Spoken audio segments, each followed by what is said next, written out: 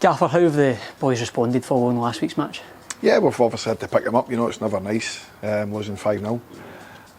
But they've responded well. Training's been good, it's been lively, it's been intense.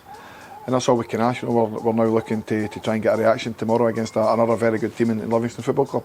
Yeah, you talk about getting a reaction, but we've been here before this season and we've got a reaction out of the boys following that. Has the message been much the same this week? Yeah, listen, we've got 4 massive games left. 4 games that there's a lot of meaning in them. We're playing teams that have got something to play for, ourselves included. So we have to make sure we're ready for it, and we have to pick up as many points as we can for the last 4 games. 12 out of 12 would be superb.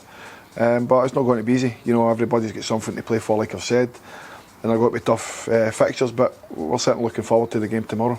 Yeah, it's the penultimate home game of the season tomorrow against Livingston. How are you approaching it and what are you expecting from it? Yeah, it'll be a tough game. Davies spoke at length the last few weeks that he's adamant that he wants to finish second, and I can understand why.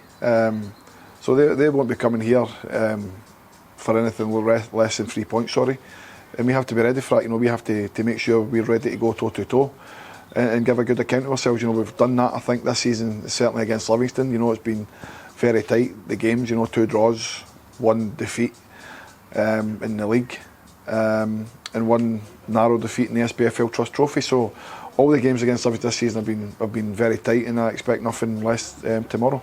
Yeah, and of course the last time out here at Capello against Livingston, it was that 0-0 draw, but especially the way that the game ended, it seemed to be us on top.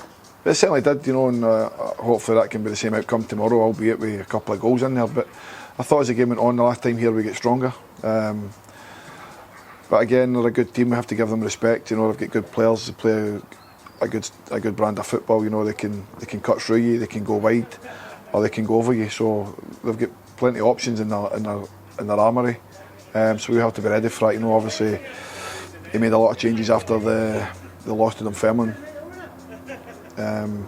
So we'll wait and see tomorrow what team they pick. He's got a good squad, good players. So whatever team he picks will be a competitive team, but we'll have to obviously wait and see if they make any changes tomorrow.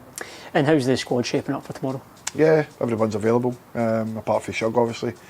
It'll be the same squad as the last few weeks. And like I say, there's opportunities for people to get game time.